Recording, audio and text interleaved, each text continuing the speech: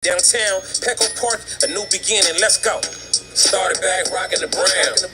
Ever since we've been knocking them down. Baby said she wanna go to the game. Taught her how to say Padre gang. Started back rocking the brown. Ever since we've been knocking them down. Mitchell and Ness with the old school name. All of the homies holler Padre gang. Yeah, that. And good day, everybody. Welcome to episode 206 of the Talking Friars podcast and YouTube show.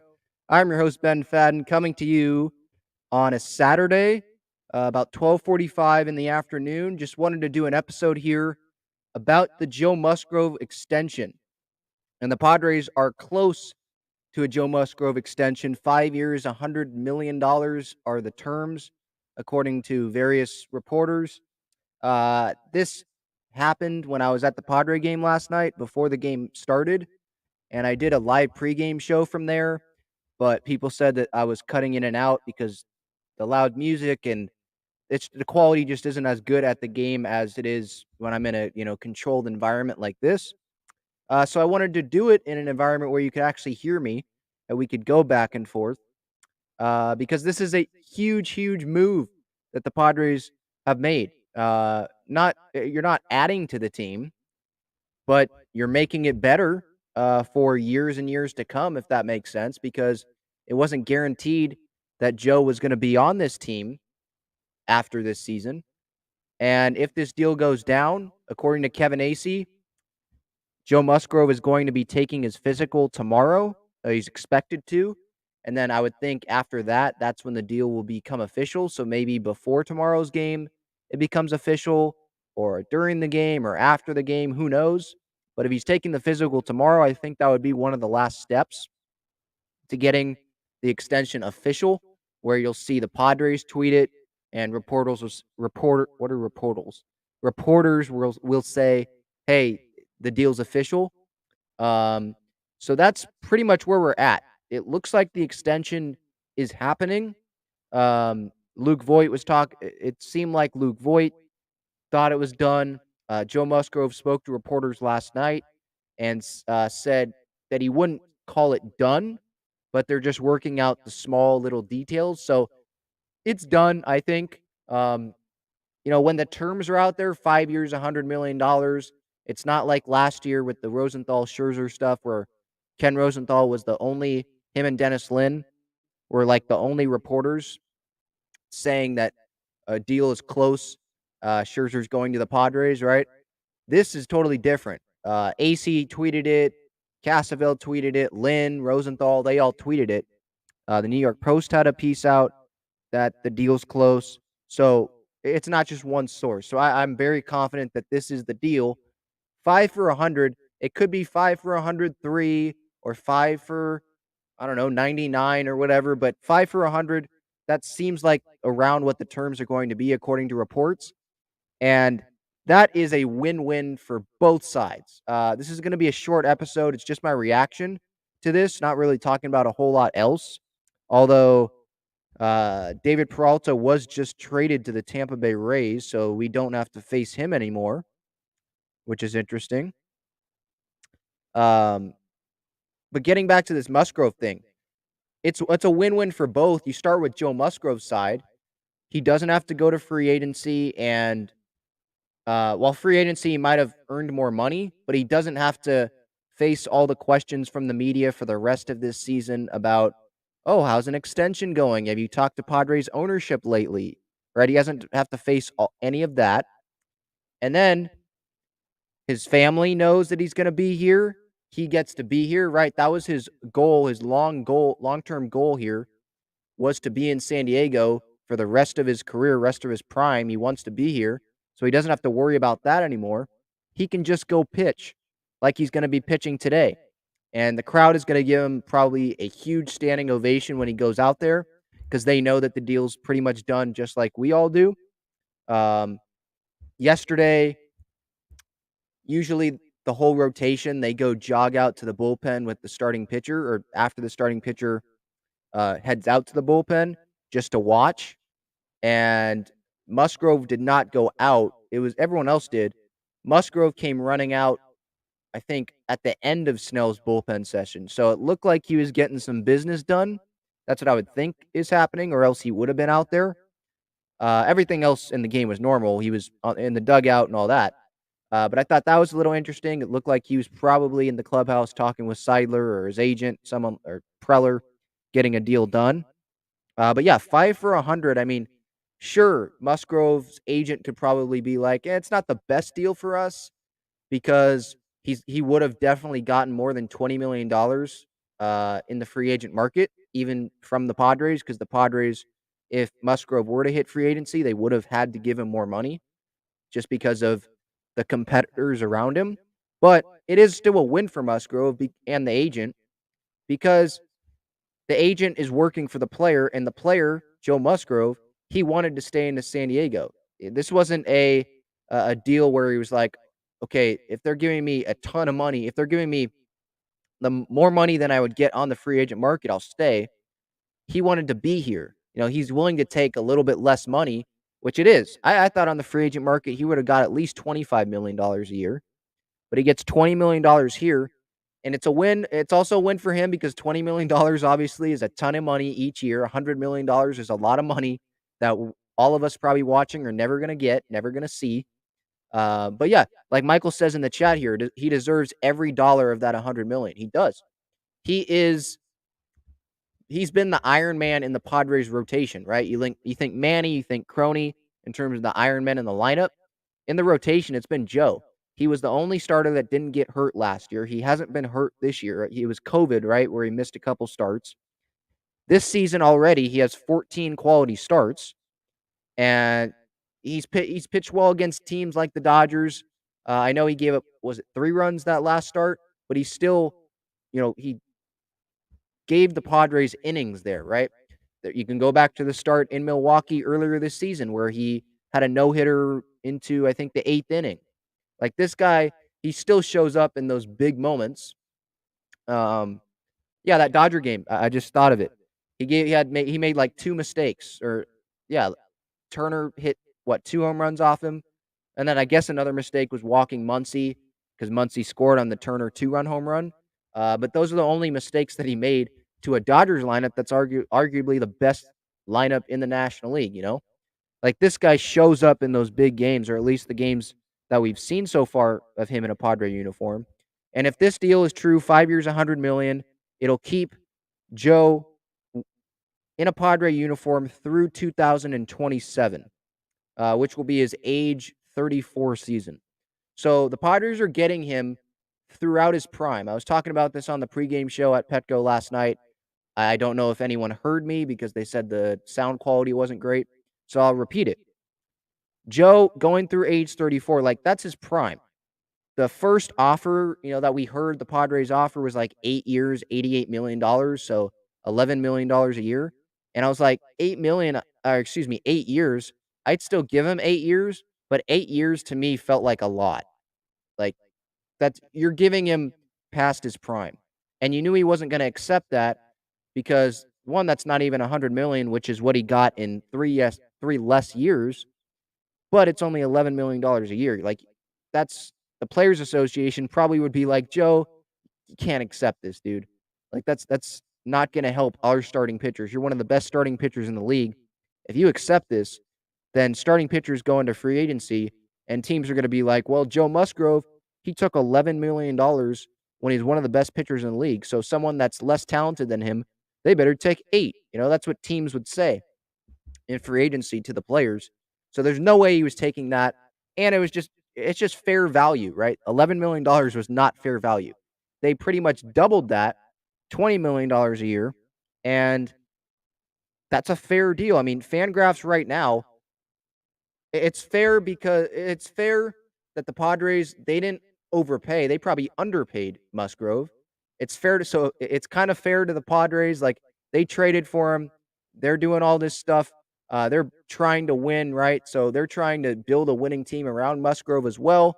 And then with Musgrove's side of things, $20 million, I mean, and you get to stay with your family. You get to stay in San Diego. Like, that just feels like a pretty fair deal for, I think, both sides. And then for the Padres, like, this totally gives them like a relief. It's like a sigh of relief because They get their best starting pitcher back for next year. Obviously, it's through, 2027, but I'm just talking about next year, 2023.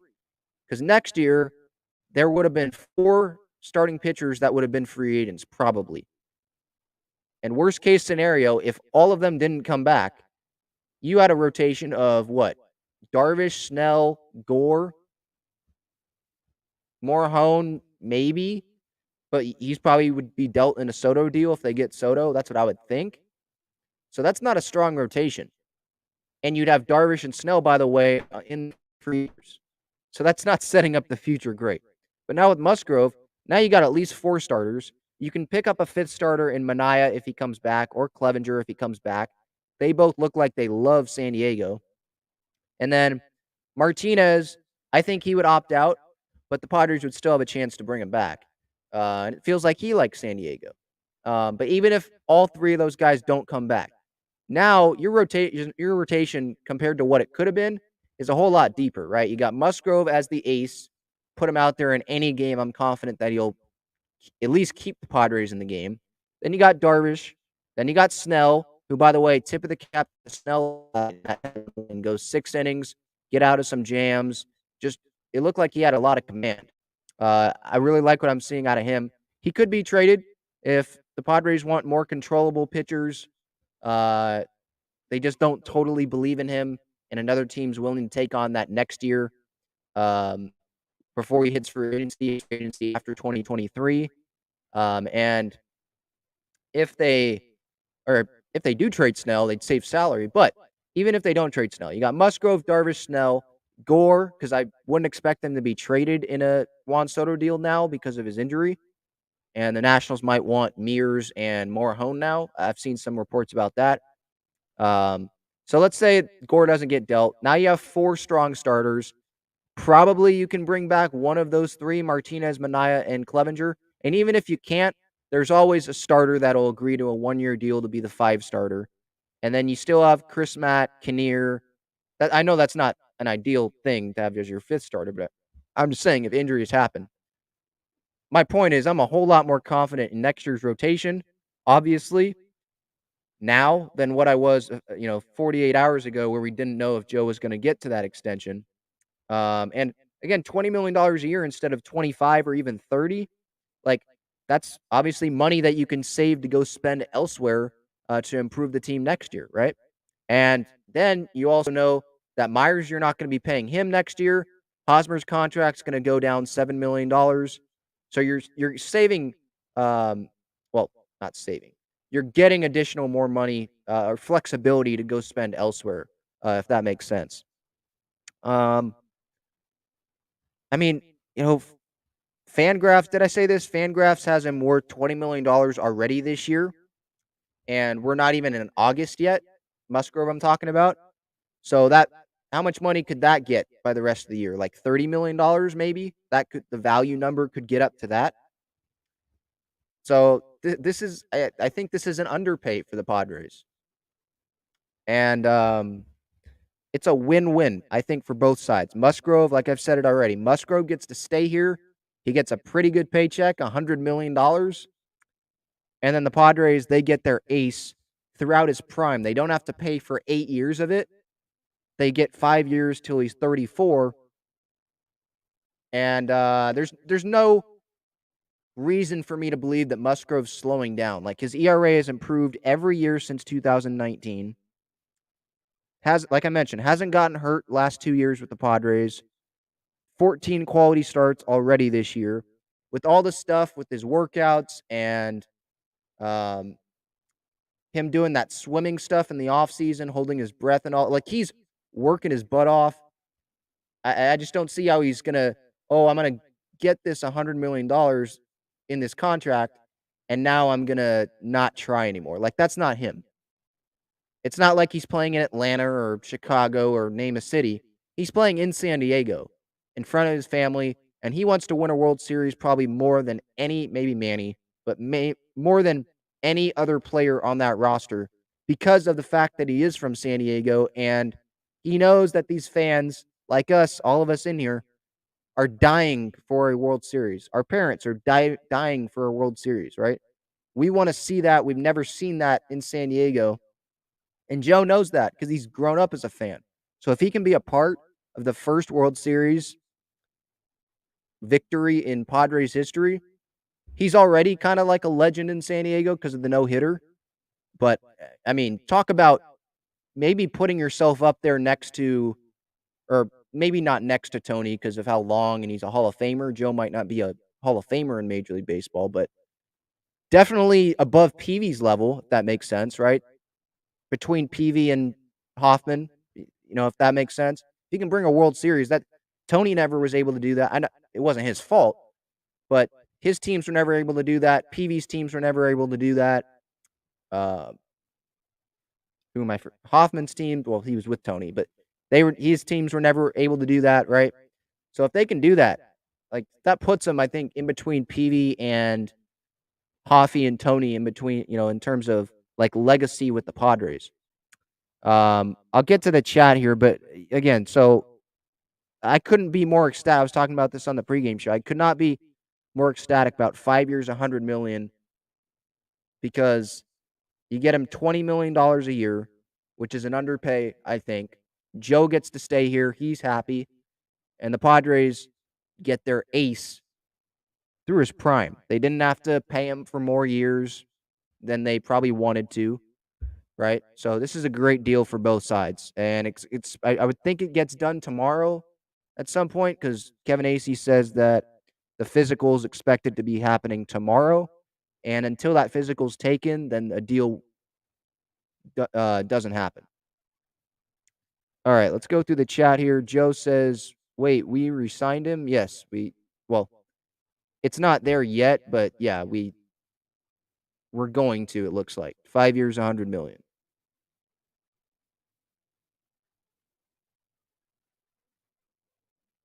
Greg says, everybody keeps saying Musgrove is our ace, but Darvish isn't so bad too. I mean, Musgrove was the all-star this year. He was the one that didn't give up a run in his all-star inning and struck out Aaron Judge, who's going to hit like 60 home runs this year. Yeah, Darvish isn't bad either, but he's not the one that just signed the extension. So we're kind of focused on Musgrove here. Musgrove and Darvish, that 1-2 is an amazing 1-2 when they're both on. And then you add Snell in there, that's an amazing 1-2-3. And then the way Clevenger's pitching, that's an amazing 1-2-3-4. Like you could keep going down the line, but everyone keeps saying Musgrove is our ace. Well, because he has been. Joe says he'd re-sign Martinez and Clevenger. Yeah, I think Clevenger has a greater chance to sign with the Padres back than Martinez. Just because maybe other teams are a little scared of Clevenger's injury history. And with Martinez, I think teams love his velocity, his changeup, his ability to pitch out of the rotation and in the bullpen, where Clevenger's pretty much been in the rotation. So I think he could be more appealing to other teams than Clevenger. But if both go to free agency, I think both are going to have a really good market. But with Clev, I think he loves playing in San Diego, and he loves Joe Musgrove, and they're really, really good friends. It seems like they train together in the offseason. So if Musgrove's going to be here, I feel like the Padres have a good chance of keeping Clevenger as well. Brisk says, imagine if Musgrove was traded to LA. No, I'm not imagining that. Sorry. That would have never happened.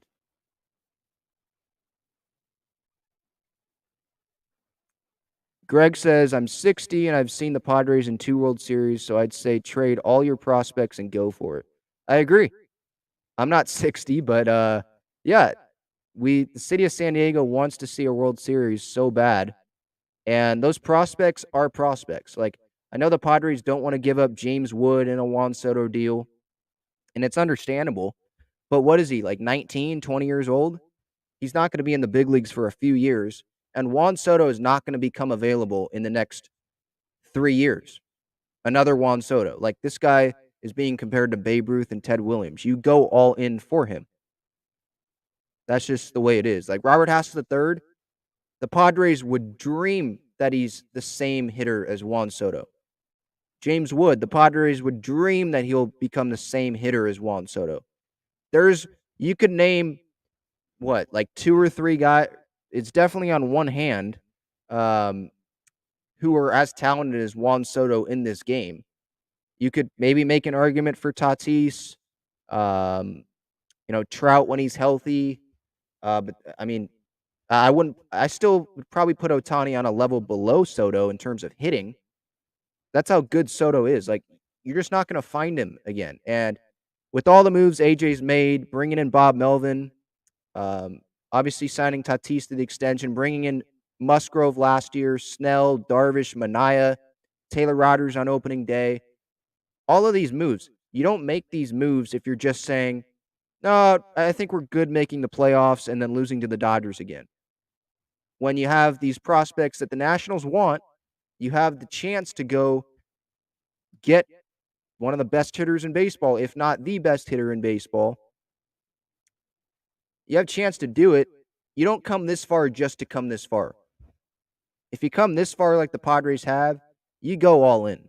You just do. Wolfpack 1977 says Snell is signed for a few more years. No, one more year after this year, then he's a free agent.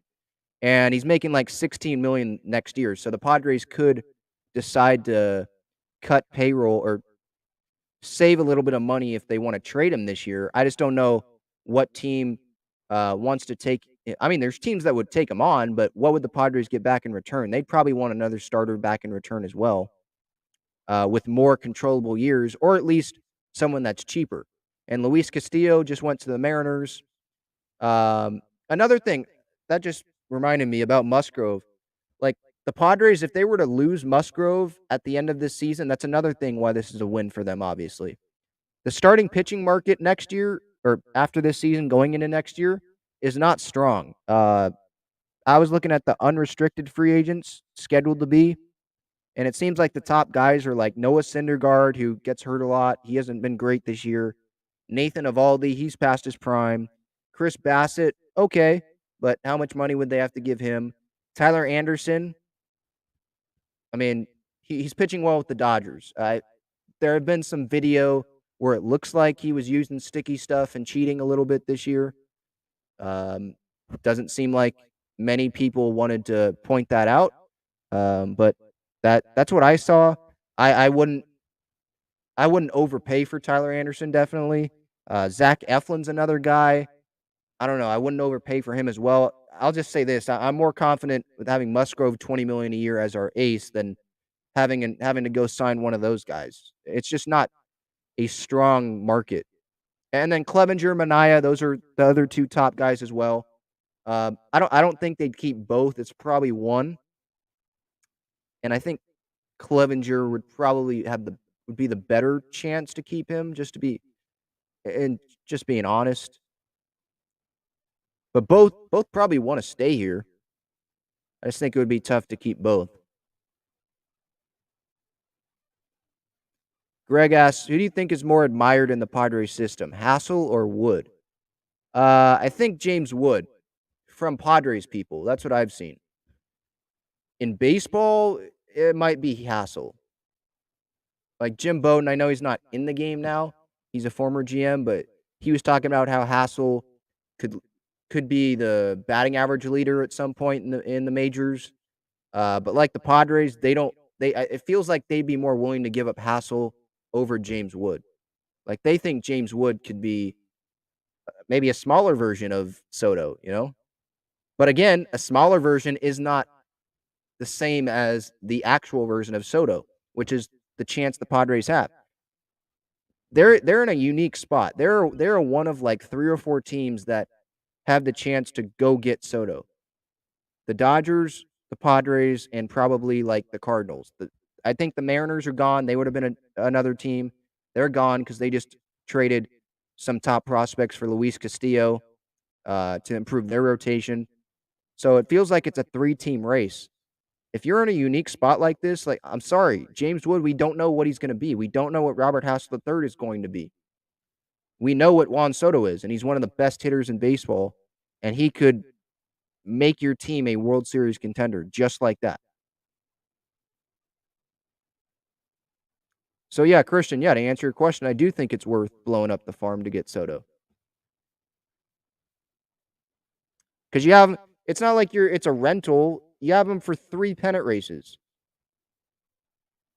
And then you could also trade him again. Let's say if things aren't working out or they want to get something back for him because they're not going to sign him in free agency after 2020, what would be 2024. You could trade him at the 2024 deadline and you would have had Soto for 2 pennant races. Like, it's a win-win scenario, I think.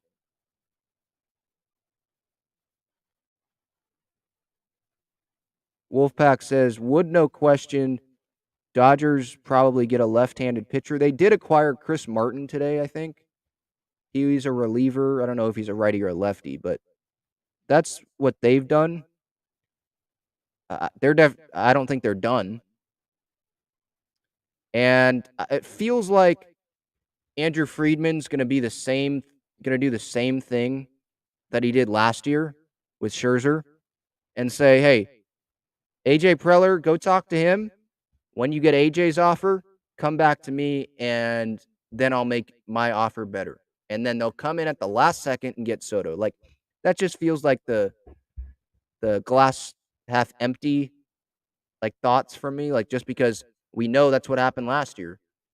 And the Padres got used last year by the Nationals or by Boris or whoever it was. Because Boris is Scherzer's agent. Boris is Soto's agent. And Boris, by the way, like I said on Twitter yesterday, he was at Petco Park yesterday. He talked with Seidler for a little bit. Who knows if they were talking during the game or whatever. But he was there late after the game ended, according to Bernie Wilson, I think, of the Associated Press. So it feels like something's going to happen. And definitely Soto is interested in the Padres if Boris is continuing to talk with the Padres. I know the Padres have a lot of players that are represented by Boris, but come on. When the deadline's right here and Boris is in San Diego, like, it's pretty easy to connect the dots. All right, this episode was supposed to be about Musgrove, but I know it veered a little bit into Soto, and I don't blame you guys because that's obviously the big story. It was Musgrove and Soto. Contreras, if the Padres don't get Soto, I'm sure we'll be talking a whole lot about that if Soto doesn't come to the Padres, but excuse me, we're still in Soto watch. We're still on Soto watch. That's what we're going to be waiting on. Hopefully, the Nationals don't drag this out until Tuesday because then the Padres might miss out on him and then miss out on Contreras or whatever. But it just feels like other teams that might be interested in Contreras, they want Soto more, so they're not going to go get Contreras first. So who knows? We'll see. So if the Padres don't get Soto, then maybe they're definitely going to get Contreras. I don't know, but if Soto definitely, it feels like, is holding up other moves from happening. All right, I'll be back for the pregame show. 4:15 is the first pitch today, so I'll be back with that in a little bit. This has been episode 206 of the Talking Friars podcast and YouTube show, brought to you by Gaglione Bros famous cheesesteaks and garlic fries. You can visit gaglionebros.com to view their entire menu, the phone numbers, the addresses. They're located inside Petco Park during the Padres season. I think they're going to be in Snapdragon Stadium for the Aztecs and the Wave games. And they also have 2 locations in Mission Gorge and Point Loma, so I encourage you to check them out. All right, that'll do it. Go Padres, and I'll see you guys later.